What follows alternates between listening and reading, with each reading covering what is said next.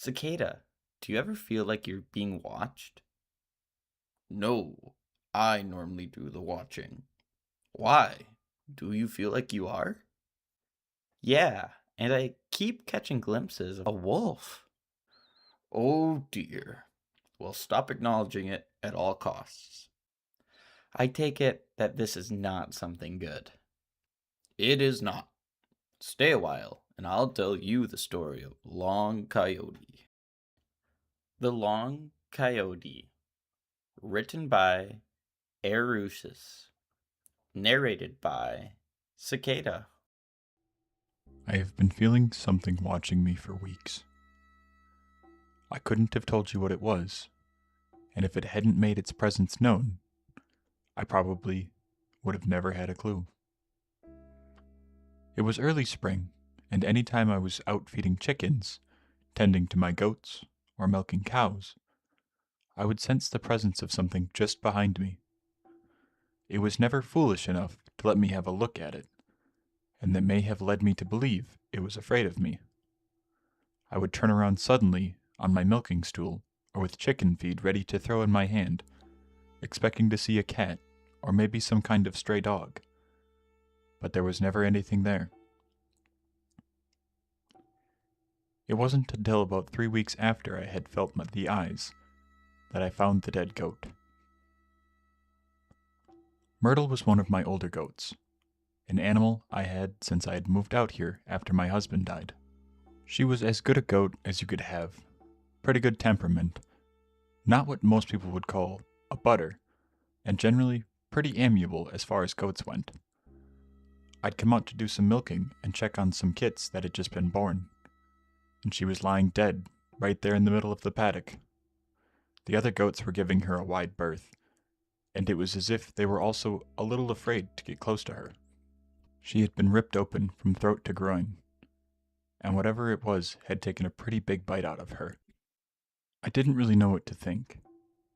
I knew the area had coyotes and a problem with feral dogs, but I had never had anything like this happen. I called my neighbor, Mr. Ward, a big guy who's been here just since after World War II. He helped me sometimes, and he's been a good neighbor to me since he knows I'm new at this. He shook his head and said exactly what I'd been thinking. Yep, looks like Coyote's got her. Coyotes? I haven't seen any coyotes around this year. Well, it's still pretty early in the year. It hasn't really been what we would consider spring for more than a couple weeks. They've probably been lying up and not getting far from their dens since most of them have new pups to care for, and food is just starting to wake up for the season. My advice would be to put out repellent. Do you have any?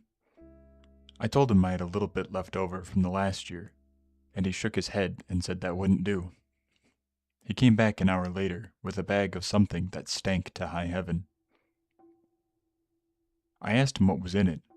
He puffed up with a little pride as he told me it was an old family recipe made out of mothballs, sulfur, black pepper, and all sorts of other stuff that he said coyotes wouldn't want to get in their nostrils. Coyotes have very sensitive noses, and most of them will get away from this and not want to come anywhere near your property. I don't think you'll have much of a problem after this. He told me to sprinkle it around outside the property line, and I thanked him as I took the bag and set to work. He wasn't kidding. The stuff was extremely smelly, and I was glad once the sack was empty, and I could return to my life as it usually occurred. I was sad for the loss of my goat, but I reminded myself that she had been old when I got her, and probably didn't have too many winters left to her. I reminded myself that it wasn't one of the young goats, the ones I had just got done spending all my money on. A couple days later, and it was like I was living in a sense of deja vu. I came out to the goat pen and found another dead goat just lying there in the middle of the paddock. Its throat had also been ripped out, split open from throat to groin, and I wondered if Mr. Ward's family recipe was really as potent as it smelled. When I called him to make inquiries, He laughed and said that sometimes that would happen. He said it was nothing to get concerned about, and just make sure that I was bringing my goats in at night so that the coyotes would leave them alone.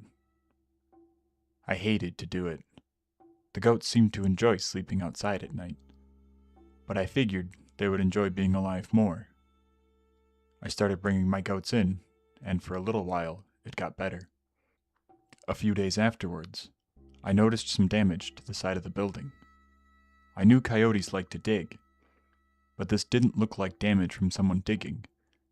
This looked like someone had tried to make its way through the side of the goat barn, and it made some pretty good progress. I'd have to replace the wood on the side of my barn if I wanted my goats to stay in. And I went to the hardware store and reinforced it with some sheet metal and hoped that would be the end of it. The sense of being watched had never quite gone away, and now it only seemed to get worse. I could catch sight of things just on my peripheral, some kind of strange animal shape that was never far away. And I started getting worried that it might have been a wolf or some kind of animal with a strange, aggressive disease. You never know when something's going to come up with mange or with rabies or something, and it's best to be prepared if it should happen. If it were something with rabies, then it might be best to put it down before it bites somebody. Mostly, I was worried about it biting me, since my closest neighbor was Mr. Ward, and he was over 2 miles to the east. I really didn't want to have to get all those rabies shots that I knew a bite would lead to, and there was never any guarantee that you wouldn't pick it up at some point after work. I started carrying my gun with me, the old shotgun that my husband carried for years, and it gave me a certain amount of comfort to have it close by. I guess that was about the time the dreams started too, though I don't usually put a lot of stock in dreams. In my dreams, I was always going about my farm chores as something followed me across my waking hours. It was unlike any animal I had ever heard of. It had legs that were longer than any animal's should be, and it walked around on them almost comically as it stopped me across my farm. I never looked behind me, but just the sights from the edges of my periphery were enough to make me think I didn't really want to see what it was.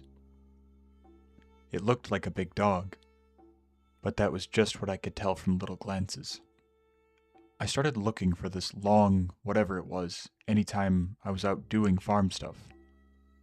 Luckily, I never really caught sight of it, but as the dreams persisted, I almost came to expect that one day I would. I started to feel jumpy, my paranoia really ratcheting up the longer this went on. And it was hard to maintain my sanity day in and day out. I had had a problem with drinking right after my husband died, and it had taken me a couple of years to finally realize it and get it back under control. After the dream started, I picked up the bottle for the first time in nearly a decade. And it should have felt like a step backwards, but honestly, it just felt right. Mr. Ward started stopping by more often. I could tell he was a little worried about me. Probably thought I was losing it out here on my own. He had never been one to hover, or to try to tell me my business, as so many people in the community did. And I didn't really mind the extra attention. He was a nice enough fella, and he also never tried to get in my pants like many of the people in town. Most of them just saw me as a woman on her own, and that made them think I needed protection of some kind or another. "Are you sleeping all right?" he asked me one afternoon after inviting me over for dinner. "Your eyes look like you haven't had a good night's sleep since Trump got in office." I laughed and told him I'd been having some weird dreams lately, but that it was probably nothing. He sipped at his coffee, giving me a look that made me think he wasn't so sure. "My grandmother told me a story when I was a kid about a creature that gives people's bad dreams. Have I ever told it to you?" I shook my head. Mr. Ward usually didn't indulge in stories, and as he got rolling with it, I realized this was probably more of a folk tale than some sort of historical event. Grandma always used to say that there was a creature that attached itself to people and swallowed their soul while they slept. It was called the Laramie or something like that, and it was supposed to be pretty nasty. It took the form of a big dog or some kind of canine, maybe even a coyote, and it would continue to attack them in their sleep until there was nothing left. It would stalk them, and eventually it would either get tired of them or it would drain them dry. I told him it sounded like his grandmother had some taste in kids' stories that mine didn't. But he didn't laugh. He looked deathly serious about this, and I wondered if this was another one of his anecdotes or something a little more personal to him. The Laramie could only be run off by completely ignoring it. You can't acknowledge that it exists because it feeds on your fear and your trepidation. You have to completely turn your back on it, or else it will find you, and it will take what it wants. I asked him if his family's coyote repellent worked on this thing too, but he still didn't laugh. I'd take this seriously, girl. I had a great aunt that my grandmother claimed was drained dry by the Laramie. She started having those bad dreams, and then she began getting very paranoid. Then all of a sudden she just died one night. She went to bed as fitfully as usual, and then she simply never woke up. I thanked him, but I really didn't take what he was saying seriously. It was just bad dreams. Nobody really believes that some spiritual boogeyman is trying to get you through your dreams, do they? This isn't a horror movie, and I was extremely skeptical about anything that sounded that preposterous. That night, the dreams changed slightly. I was still being stalked by whatever it was. I firmly put the name Laramie out of my head, but it had begun whispering something to me. I wasn't quite sure what it was. It never got close enough for me to really tell. But no matter what I was doing in my dreams, it got closer and closer until I felt as if it were right behind me. I would be washing the dishes or feeding the chickens or doing something out on my farm, and I could feel its hot breath on the back of my neck as I went about my day. I could still catch a little glimpse of it in my peripheral vision, but it still just looked like a big dog with long legs. Now that it was closer, I could tell that it was probably a coyote, but it still had those huge noodle legs that it walked around on like some kind of deranged children's drawing. It would whisper just low enough for me to not make it out, and as my anxieties ratcheted up, I tried my best to put it out of my mind. Suddenly, Mr. Ward's story didn't seem too far-fetched, and I obediently set my face forward as I washed dishes and fed chickens and tried to survive this monstrous dream. It went on like that for 3 or 4 nights. The Laramie, now in my mind at all times, whether I wanted to think about it or not, would come to me and whisper in my dreams. I would try my best not to acknowledge it. I would turn my face away and keep it forward, not looking left or right, so as not to let it know that I'd even seen it. Each dream seemed to last 1,000 days, and I really believed that I would go crazy before it ended. Then, on the last night that I saw the creature, it changed yet again. It was coming around to the side of me, not fully letting me see it, but letting me know that it was there. It wasn't whispering anymore. It was saying my name out loud and letting me hear it. It had never done this before. It had always whispered. And for it to be all but shouting my name at me made me even more nervous. I didn't know what to do. I just kept ignoring it and kept acting like it didn't exist. As the night went on, it seemed to get more and more agitated, and instead of saying it, it started yelling my name in this deep, guttural voice. It sounded like a dog trying to bark someone's name, and it sent every hair on my body standing on end. I dropped a plate while I was washing dishes and had to slowly bend down to pick up the pieces while the creature capered around me just out of sight. I was shaking near the end, certain that I was about to go insane, and when it shouted my name, it took everything I had not to jump or flinch or show it any sign that I had heard it at all. Mackenzie! I could feel my lip trembling and my face getting ready to break into a scream. And then, as suddenly as it began, the dream ended. I was sitting in my bed, sweat standing out of my body. But that was the last night that I ever saw the creature. I told Mr. Ward about it, and he said I'd gotten very lucky. He said most people didn't survive their encounter with the Laramie, and that I should be very careful of it in the future. It hasn't been back since, but sometimes I feel myself being watched in my dreams, and I wonder if it's waiting just on the edge of my vision, trying to see if I'll ever notice it once again. That was a neat story. Good thing that Laramie thing is nowhere around here. Wait, I thought you just said, oh, I understand what you mean. I mean nothing.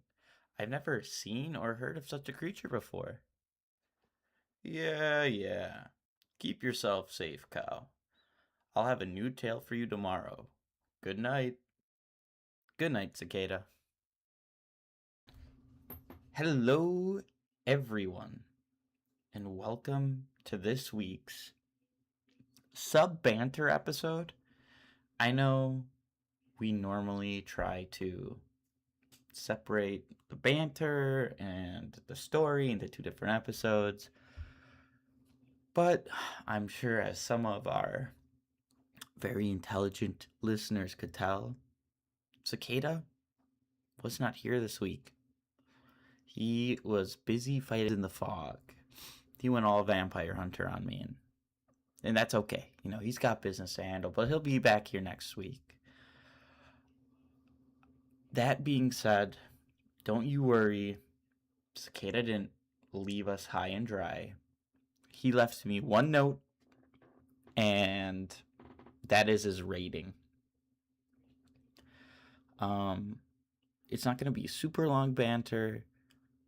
It's just going to be more of my stories, or not story, but my opinion and my rating, and why I think Cicada gave his rating and his rating. But let's just get straight into it. I really enjoyed Long Coyote.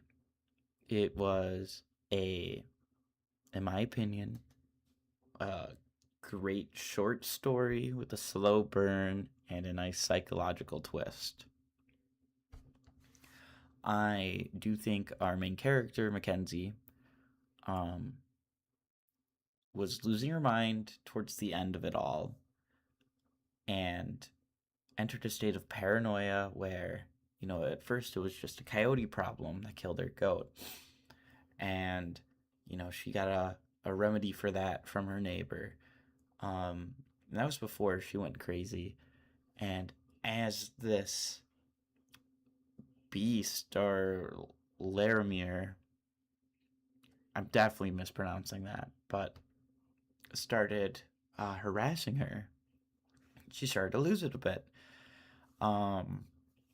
When her neighbor came and is like, hey, my aunt died the same way, it was just more of a joke to her. And I think a lot of that is not being in the right headspace. Maybe even being paranoid that her neighbor's out to get her. So she's just gonna, oh, that's superstition. I don't want to acknowledge it. You're crazy. But at least she did understand, like, what he was saying meant something to him, which is good, especially in a situation like this. I really do think Mackenzie pulls it together when she hears the coyote scream her name, and it all kind of just clicks for her. She starts staring down, ignoring it. It gets more aggressive, And then suddenly it just stops. But her neighbor is like, you got lucky. I wonder, because it clearly is still on her mind, if it is just toying with her. And I'm sure Cicada would say something along the lines of, oh, I really didn't think of that, Cow. That's a very good point. And there's no way it's toying with her. She definitely beat it. I'm just going to disagree with you on this one. And to that, Cicada, I say, I'm getting to control your narrative today. So in reality, Cicada, in fact, said, oh my god, Cow, I 100% agree. That was the most intelligent thing I've ever heard you say. And I really do think we should start the Cow Cicada bromance.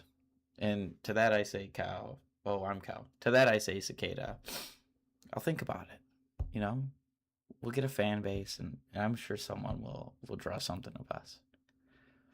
But besides the point, I'm gonna give this a 8 out of 10. I really enjoyed it. It was great. I can't complain too much. Cicada gave it a 6 out of 10. How I do think I could have probably worked him over to a 7 out of 10. You know, thrown a couple ideas he didn't think about. Or maybe he could have dropped me to a 7 out of 10. There's got to be a reason that he isn't rating it higher. That, I really don't know. Anyone's guess, that's the real mystery of it all, is what is Cicada going to say about this story? And I hope he fills us in next week. That being said, it is time to bar the barn doors. And I hope you all enjoy your weekend. And we'll see you next week. Goodbye.